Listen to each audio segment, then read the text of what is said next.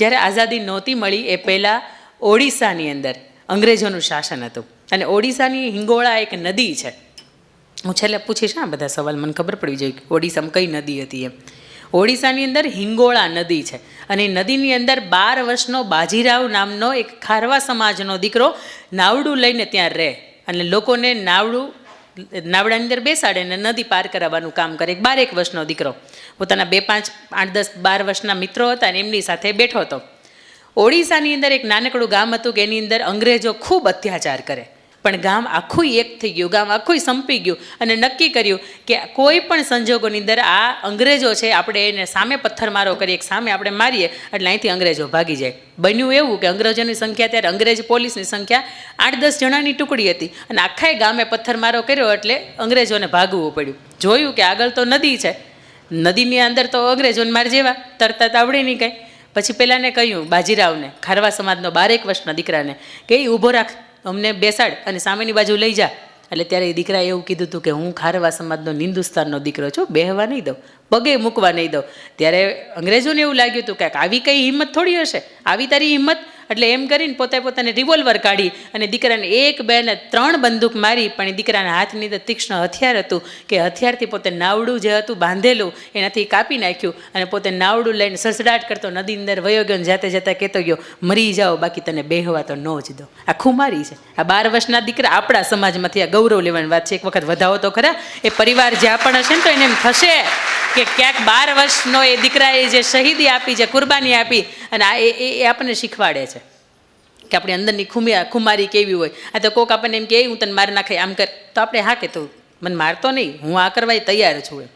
એટલે કે જે તમારું ધ્યેય છે, જેમાં તમારું નક્કી કર્યું છે, એનાથી તમે વિચલિત ન થાવ. અને એનાથી બીજી એક મારે વાત કરવી છે કે જ્યારે ઝવેરચંદ મેઘાણી, આપણે રાષ્ટ્રીય શાયર, કદાચ તમે ઓછા વાંચ્યા હશે, મેં ખૂબ વાંચ્યા છે. ગીર પંથકની એણે ખૂબ મજાની સૌરાષ્ટ્રની રસદાર વાતો લખી છે.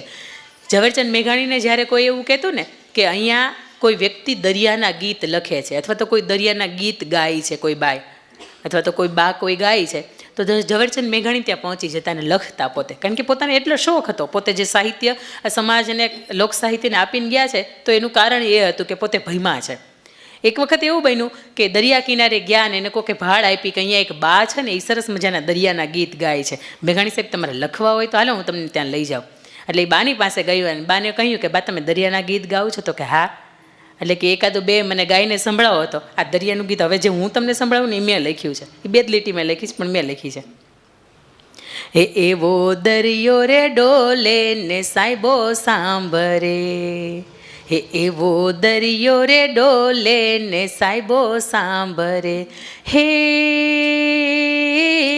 સાંભરે સાંભરે સાંભરે સાંભરે સૈયરનો સંગદાથ રે, હો સૈયર મોરી દરિયો રે ડોલે ને સાહેબો સાંભરે.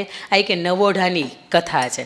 કદાચ અત્યારના સમયની અંદર એવી બધી અઘરી આપણા પુરુષોને મહેનત નથી કરવી પડતી, પણ વર્ષો પહેલાંની આપણે જીવી ખારવાણની આપણે વાત સાંભળીએ તેની અંદર જ્યારે નવોઢા હોય, સ્ત્રી પરણીને સાસરે આવી હોય, અને પુરુષને જ્યારે હોડીની લઈને સામા પાણીએ જ્યારે એને દરિયાની અંદર દરિયો ખેડવા માટે જવું પડતું હોય, ત્યારે અષાઢી બીજનો એક સમય હોય કે ત્યારે વાયદો કરીને ગયો હોય એ ખારવો, અને કહીને ગયો હોય કે હું ત્યાં સુધીમાં આવી જઈશ, અને ત્યાં સુધીમાં એ ન આવતો હોય, ત્યારે આ જે નવોઢા હોય એવું કહેતી હોય કે દરિયો ડોલે અને મને મારો સાહેબો છે યાદ આવે છે, એની સાથે મેં વિતાવેલી પળો છે એ મને યાદ આવે છે. એટલે જે બા હતા એણે આ દરિયાના ગીતના માધ્યમથી ઝવેરચંદ મેઘાણીને સંભળાયું.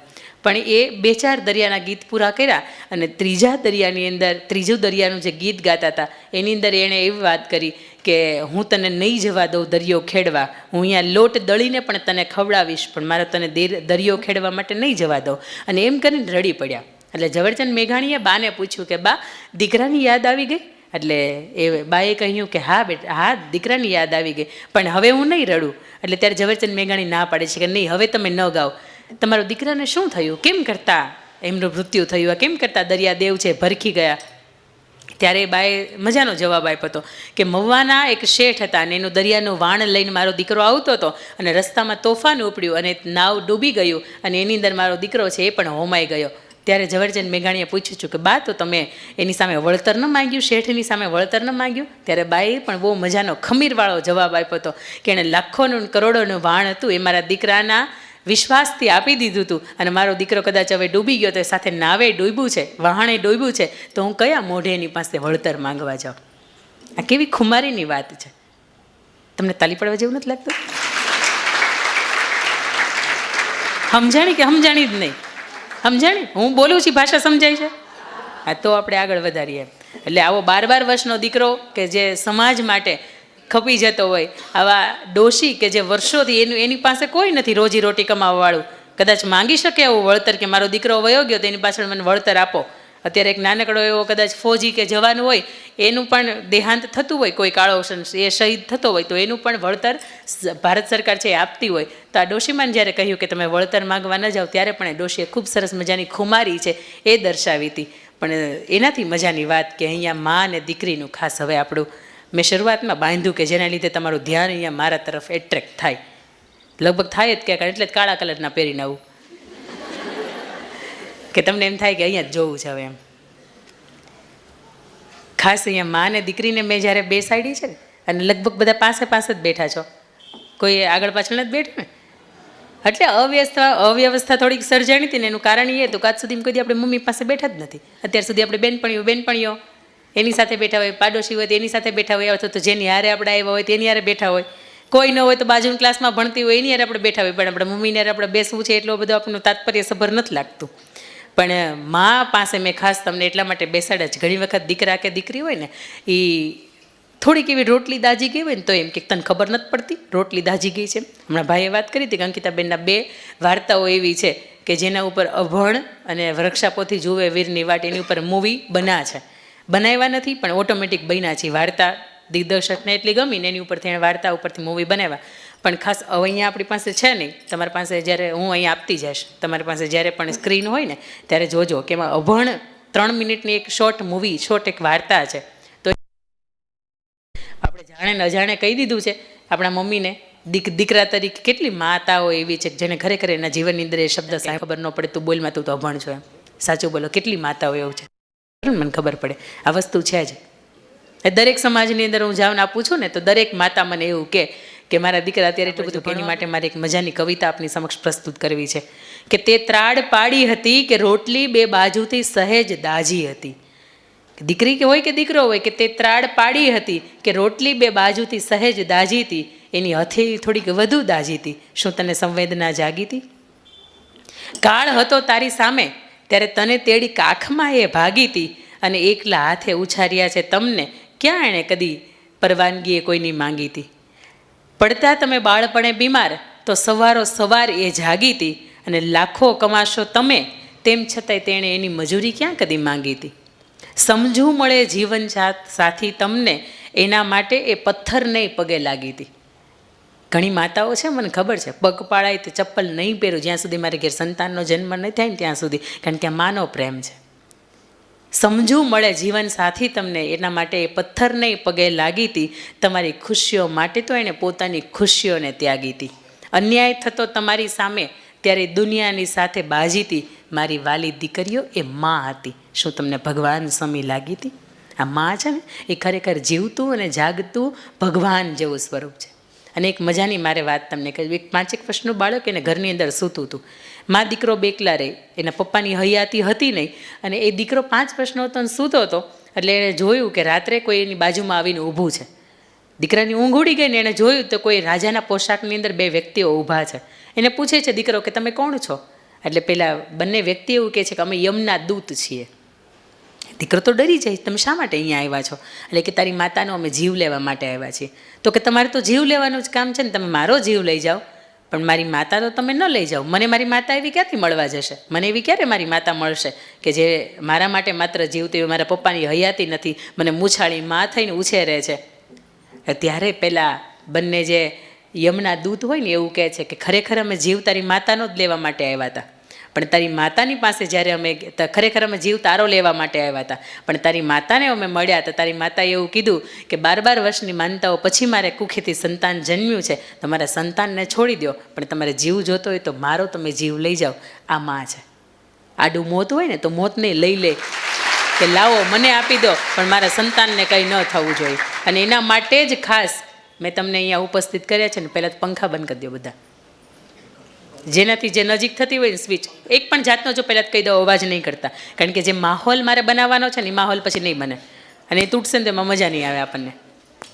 કરે હવે દરેક વ્યક્તિને દીવડા આપ્યા, સ્વિચ રાખજો, લાઇટ રાખજો. તમને દરેક વ્યક્તિને દીવડા મળી ગયા છે પોતાની થાળીમાં? હા. હવે બેઠા બેઠા છે ને દીવડો પ્રગટાવી દો પહેલાં તો. ઘણા તમે વાટ, એ અવાજ નથી કરવાનો, એમાં ખાલી પ્રગટાવવાનો જ છે તમારે, અવાજ નહીં કરતા બિલકુલ. આ ચાલુ રાખો, વાંધો નહીં, અહીંયા નહીં નડે. અચ્છા, અવાજ સાથે કામ કરીએ છીએ બરાબર અહીંયાથી, એટલે કોઈ વ્યક્તિને આસપાસ અડે નહીં, થોડીક એની તકેદારી રાખજો. અને મા અને દીકરી હાથમાં ટ્રે લ્યો ને પોતાની જગ્યાએ ઊભા થાવ. અવાજ ન કરો પ્લીઝ, નહીં બેસાલા સારા લાગો વચ્ચે વચ્ચે. પ્લીઝ તમે અવાજ નહીં કરો, સાંભળો પહેલાં મને સાંભળો, અવાજ નહીં કરો. સામે સામે થઈ ગયા, જરાક શાંતિ જાળવો. ઊભા, દીદીની બાજુમાં થાવ ઊભા, બસ. બેસતા નહીં કોઈ પણ. બે બહેનો આવ્યા હોય ને તો બે બહેનો જોઈન્ટમાં થઈ જાય, માતા તો આપણી સામે એક જ હોય. મા અને દીકરી બે સામે સામે થઈ ગયા બરાબર, અહીંયા સામે સામે થાવ. ઢીંગલીઓ નથી આવી તમારી? હા, બાકી હોય ને એને લઈ લો, દીકરી જેવડી ઉંમરના હોય ને એને લઈ લો. હવે સરસ મજાના, હલો, તમારી થાળીની અંદર મજાનું કંકુ છે.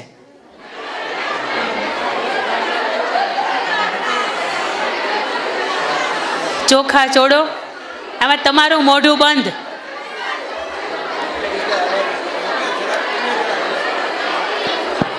બહેનો અને માતાઓ થોડું તો યાર સમજીને બેન કહે ને એને સાંભળો બરાબર, થોડો સહયોગ આપો. નકર 2-5 ભાઈને મોકલું, ખબર પડે કે ક્યાંથી એક્ઝેક્ટ અવાજ આવે છે. ચાંદલો કર્યો, ચોખા ચોપડ્યા, લગાવ્યા ને, બસ એક વખત વધાવી લ્યો માને. હા બસ, હવે બોલવાનું નથી, સાંભળો.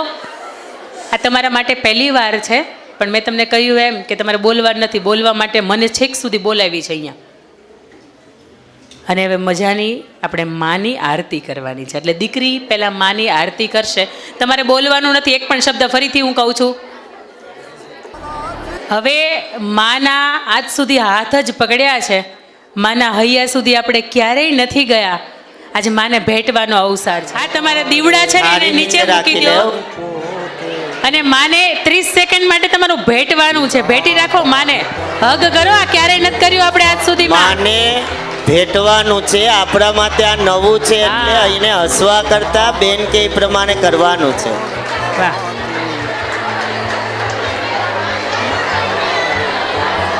માને ભેટા. મારી સાથે માત્ર દીકરીઓ એવું બોલશે કે માં તમે ખૂબ જીવો, માં તમે ખૂબ જીવો, માં તમે ખૂબ જીવો. આપણી જગ્યાએ બેસી જોયા બેનને, એમને તો સગા માય નહોતા, તેમ છતાંય તે આંસુ હતા. એટલા માટે કે આપણી માં કોણ છે ને, મારે તમને એ રિયલાઇઝ કરાવવું હતું. અહીં થોડીક જગ્યા હોત ને તો હું વચ્ચે આવત, એક દંડો લઈને. શિક્ષકનો જીવ તો હું છું. માં કોને કહેવાય ને, મારે તમને એ શીખવું હતું. અત્યારથી 12 થી 22 વર્ષની દીકરીઓને વસ્તુ ભૂલાઈ ગઈ છે ને જીવનમાં, એટલે જ રોંગ સાઈડમાં આપણે જઈએ છીએ. મેં શરૂઆતમાં તમને કીધું એમ કે કદાચ આડું આ મોત આવ્યું હોય ને તો મોતને લઈ લે ને એનું નામ માં. એક નાનકડી દીકરી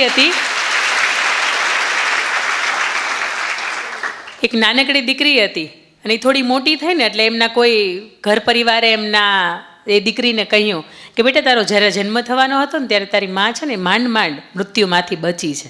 એટલે દીકરીએ માને પૂછ્યું, હે માં, એ કે સાચી વાત, મારો તે જન્મ આપ્યો તે મને ત્યારે હું માંડ ત્યારે તું માંડ બચી છો? ત્યારે માં એમ કહે છે કે હા હું માંડ બચી છું, પણ બેટા અત્યારે કે હું મરી જાઉં તો એ 12 વર્ષની દીકરી એમ કહે છે કે માં તું ન જીવે ને તો મારે નથી જીવવું. પણ આ 10 કે 12 વર્ષની દીકરી હોય ને હજી એને સંવેદનાઓ છે, પણ આ 15, 17, 18, 20 કે 22 વર્ષની દીકરી થઈ જાય અને માં એમ કે હું મરી જાય તો એ કાંઈ આપણને ફેર નથી પડતો. આ ખાસ કાર્યક્રમ એટલા માટે છે.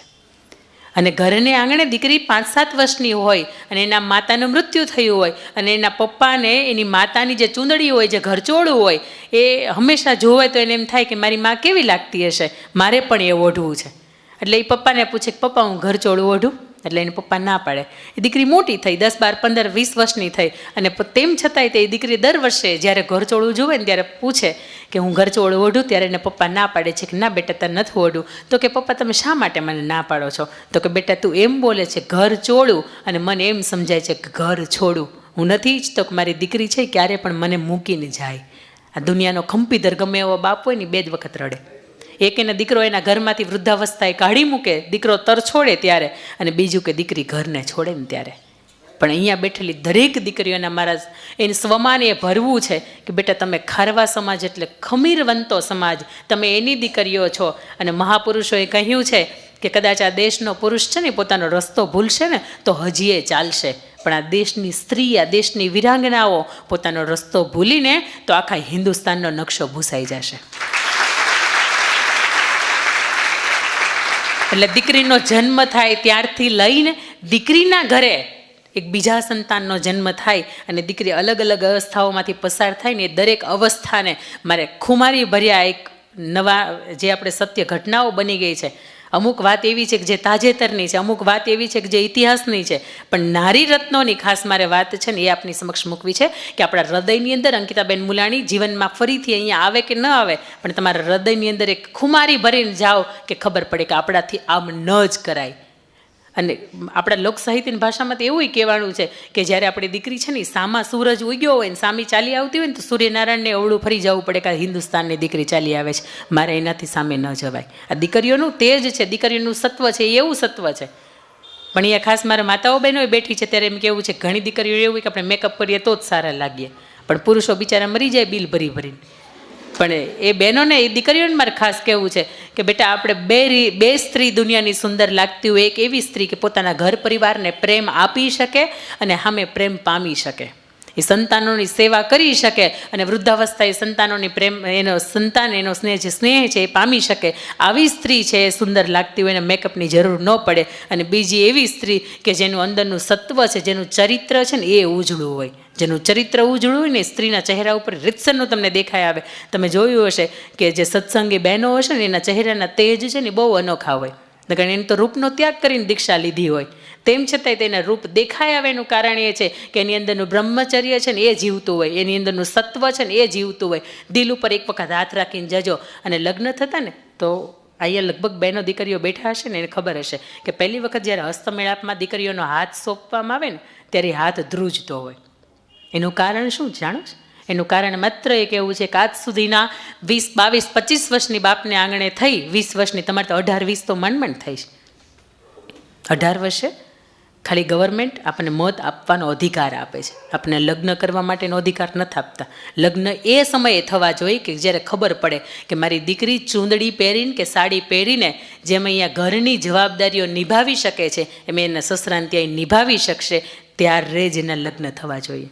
18 વર્ષની થઈ ગઈ કે 19 વર્ષની થઈ ગઈ અને આપણે આપણી દીકરીઓના લગ્ન કરી નાખીએ અને પછી એ દીકરી આપણી સામું બોલી ગઈ, દીકરી સાસુના મેણા ટેણા સાંભળી ન શકી, દીકરી જેઠાણીનું કંઈ ન સાંભળી શકી, દીકરીને કેમ બોલવું કેમ નહીં. એ હું નથી માનતી કે 18 વર્ષની 19 વર્ષની ઉંમર હોય તો આપણામાં બહેનો એ પરિપક્વતા હતી, આપણી દીકરીઓની અંદર એટલી સહનશક્તિ નથી. અને સહનશક્તિ નથી ને એટલા માટે હું માનું છું કે એક વખત ગાંઠ બાંધજો, મારી દીકરીના 20 વર્ષ પહેલાં તો લગ્ન નહીં જ થવા દો. અને તમે એમ કહો કે ઘરના પુરુષને કે 20 વર્ષની દીકરીને ભલે સગપણ નક્કી કરી નાખો, પણ ઘરને આંગણેથી જ્યારે મંડપ પહોંચીને એ દીકરી વળવી જોઈએ ને ત્યારે 20 વર્ષની તો ઉંમર થવી જ જોઈએ. ખાસ એટલા માટે હું કહું છું કે 20 વર્ષની ઉંમર હોય ને એ થોડીક પરિપક્વતાની ઉંમર હોય કે સાસુ કદાચ એમ કહી દે કે તારે એમ નથી કરવાનું તો એને લાગી ન આવે, એને એમ ન વિચાર આવે કે આ તો બધા મારે હવે આપઘાત કરી લેવો જોઈએ, મરી જવું જોઈએ, એમ સમજાય છે? આ ઉંમર છે ને એક એટલા માટે મહત્ત્વની છે. બાકી તમે 15 વર્ષની ઉંમરે લગ્ન કરી નાખો ના નથી, પણ પહેલાં બિચારા જેટલા પણ આપણા યુગ પુરુષો થઈ ગયા, બાળ ગંગાધર રાવ તિલક કે જેણે બેટી દૂધમાંથી બચાવો, બેટીનો જન્મ થતો ને મારી નાખતા, સતી પ્રથા હતી, એના પછી કે પુનઃવિવાહ લગ્ન હતા, એના પછી કે બાળ વિવાહ લગ્ન હતા. આ બધા રૂઢિચુસ્ત એક સમાજના એક નિયમો હતા. અને તમને કદાચ એમ થાય કે 18 વર્ષની દીકરી થઈ ગઈ ને આપણે સાસરે વળાવી દઈએ કે આપણે જવાબદારીમાંથી છૂટા, યાદ રાખજો બહેનો કે ડબલ જવાબદારી છે તમારી. કારણ કે 1-2 વર્ષ ખમી જવા હાટુથી દીકરીની થોડીક પરિપક્વતા આવશે, એની બુદ્ધિ કામ કરતાં શીખશે કે મારી મા મને રોકે ટોકે છે, મારા સાસુ ટોકે, એમાં કાંઈ નવાઈ નહીં. આ તો 18 વર્ષની ઉંમર એટલે આપણે લાડકોડમાં જ રાખ્યા હોય, કોઈ દી કંઈ ખીજવાનું તો આવતા જ ન હોય. એમાંય તે એ સમયની અંદર આપણે જ્યારે દીકરીના વિવાહ કે સગપણ નક્કી કરતા હોય ત્યારે હું નથી માનતી કે ખરેખર એ સાસરે રહી શકવામાં એને સાડી પહેરતા આવડતી હોય. એનો મતલબ એવો બિલકુલ નથી કે સાસરે જઈને સાડી પહેર્યા પછીની જેટલી જવાબદારીઓ હોય ને એ પણ એને નિભાવતા આવડે. એના માટે અમુક ઉંમરની જરૂરિયાત છે. અને આજે આવા સેમિનાર મને કદાચ ત્યાંથી અહીંયા બોલાવવામાં આવે તો એનું કારણ એ જ હોય કે તમને જાહેરમાં હું કહી શકું કે દીકરીના નાનપણથી તો લગ્ન ન જ કરો. આપણા કદાચ ભલે થઈ ગયા, એ સમયે કદાચ થોડીક અણસમજ હતી કે કદાચ આપણે 2, 4, 5 ભાઈ બહેનો હતા કે સાથે મોટા ભાઈના કે મોટા બહેનના થતા થતાં આપણે થઈ ગયા. પણ આજની બહેનો છે એને મારે ખાસ કહેવું છે કે આજના ભાઈઓ તો કદાચ અહીંયા નથી. અને તમે કદાચ ભાઈઓને એમ કહો કે દીકરીને 2 વર્ષ ખમી જાઓ ને તો ભાઈઓ હું નથી માનતી કે ના પાડે. અને ના પાડતા હોય એને કહેજો મની મારી યાર વાત કરે. પણ જ્યાં સુધી દીકરી 19-20 નથી વટાવતી ત્યાં સુધી એક નક્કી કરજો કે મારી દીકરીના લગ્ન નહીં જ કરું. અને સૌથી પહેલાં કે આપણી ઘરે આંગણે દીકરીનો જન્મ થાય. કોઈ અહીંયા મા બાપ બેઠા છે કે જેને ખરેખર સંતાનમાં 2, 3 અથવા તો 4 દીકરીઓ છે? કેટલા મા બાપ છે? વાહ! આ મા બાપને એક વખત તાળીઓથી વધાવો. મેં સાહેબ ઘણા એવા ફંક્શન જોયા છે કે જે ગામની અંદર 2 અથવા તો 2 થી વધારે દીકરીઓના મા બાપ હોય ને એના મંચ ઉપર જાહેરમાં સન્માન કરવામાં આવે છે. એટલા માટે કે આ સમાજ આજનો એટલો બધો શિક્ષિત થઈ ગયો છે કે જે સમાજને ખરેખર દીકરી બીજી અથવા તો ત્રીજી જોતી જ નથી. મોરબીની અંદર એક મિલેનિયમ ટાઇલ્સ છે, સિરામિકનો ઉદ્યોગનો બિઝનેસ કરે છે, નીતિનભાઈ પ્રજાપતિ છે. એના ઘરે 2 દીકરીઓ છે. અને એના પછી જ્યારે ત્રીજા વખતે એમના પત્નીને ગર્ભાવસ્થા રહી ત્યારે એમણે એક મનોમન માનતા કરી હતી કે મારે ત્રીજી પણ જો દીકરી આવે ને તો ભગવાન હું તારા ચરણની અંદર કંઈક સારું, કંઈક સત્કાર્યનું કામ કરીશ. અને એના મિત્રોએ માનતા કરી હતી કે ભગવાન હવે ત્યાં આપે ને તો દીકરો આપે. પણ અત્યારે કદાચ આ જન્માષ્ટમી હમણાં જે ગઈ ને એમાં 3 વર્ષે દીકરી વૃંદાને પૂર્ણ થયા, એને ત્યાં ત્રીજી દીકરી આવે છે. અને હડમતિયા ધામ છે ત્યાં 2,51,000 રૂપિયા રોકડા લખાવે છે કે મારા સ્વસ્થ, સુંદર અને સરસ મજાનું એક પણ જાતની અવરોધ કે સંકટ વગર ત્રીજી દીકરીનો જન્મ થયો છે. એ નિમિત્તે 2,51,000 હું અહીંયા ધરું છું. ત્યારે અંદર જે પૂજા કરતા હતા ને એ લોકોને એમ હતું કે દીકરી ભૂલમાં શબ્દ લખાઈ ગયો છે, ત્રીજો એટલે દીકરો લખાવો જોઈએ અને દીકરી લખાઈ ગયો છે. ત્યારે પૂજારી એ લોકો એવું કીધું હતું કે નીતિનભાઈ તમે ભૂલ કરી છે, આ શબ્દ દીકરો લખવાનો હતો ને દીકરી લખાઈ ગયો છે. ત્યારે નીતિનભાઈ એવું કીધું હતું કે નહીં, મારે ખરેખર સંતાનમાં ત્રીજી દીકરી આવી છે ને એટલા માટે હું 2,51,000 ધરું છું. આવા પેઢીને મા બાપ જ જીવે છે. અને મારે આંગણે પણ મારે જોડવા દીકરીઓ 2 છે અને 3.5 વર્ષની. એટલા માટે હું કુખ્યાથી બોલી શકું કે 2 કે 3 દીકરીઓના મા બાપ હોય ને ખરેખર આજના સમયની અંદર ભાગ્યશાળી છે. કારણ કે ડૉક્ટર એમ કે પહેલો તો દીકરી છે તો બીજી વખત એટલે તરત મનની અંદર વિચાર આવે કે આપણે તો ભણેલા છીએ, બરાબર છે, બીજી દીકરી તો હોવી જ ન જોઈએ, ત્રીજી દીકરી તો હાવ ન હોવી જોઈએ. મેને પાયલ હે છનકાઈ અબ તો આજાત ઉપર જાય, એ કોણે ગાયું હતું? હા, ફાલ્ગુની પાઠક, હે ને? ફાલ્ગુની પાઠક જ ને, હું ભૂલ ન કરતી હોય તો. ફાલ્ગુની પાઠક એના પપ્પાને ત્યાં 4થું સંતાન એટલે 4થી દીકરી. થોડી મોટી થાય એના પપ્પાને કે પપ્પા તમે મુરઝાયેલા કેમ રહ્યો છો, કંઈ ચિંતા છે? એટલે કે ના ના બેટા, પણ મને થોડુંક એવું હતું કે તું દીકરો થઈને આવી હોત ને તો સારું હતું. આ 3 દીકરીઓ છે ને ઉપર ઢંકાઈ જાવ, આપણે આવો શબ્દ વાપરીએ કે ઢંકાઈ જાય. તો 4 દીકરીઓ હોય તો હું કંઈ ખુલ્લી છે? 4 દીકરીઓ ઢંકાયેલું જ તમારું ઘર છે, તમારું છતને ઢાંકીને રહી છે. 4થી દીકરી હતી ત્યારે એ 5-7 વર્ષની ફાલ્ગુની પાઠક હતી, નક્કી કર્યું કે બાપુ આમાં બીકવાનું ન હોય, આમાં કંઈ ડરવાનું ન હોય અને આમાં કંઈ નિસ્તેજ કે ચહેરો ઉતરી જાય એવું કંઈ ન હોય. તમે ચિંતા શું કરો, દીકરો નથી એટલે હું પણ દીકરાને જેમ જીવીશ. અને એ ખરેખર દીકરાને જેમ જીવી 2017ની અંદર હમણાં જે મેં તમને કહ્યું એમ કે દાદા સાહેબ ફાળકે એવોર્ડ છે એમને એનાયત થયો. અત્યારે એની 54 વર્ષની ઉંમર છે, લગ્ન નથી કર્યા અને મા બાપને સાચવે છે. જરૂરી નથી કે દીકરો હોય એ જ સાચવે, દીકરીઓ હોય એ સાચવે.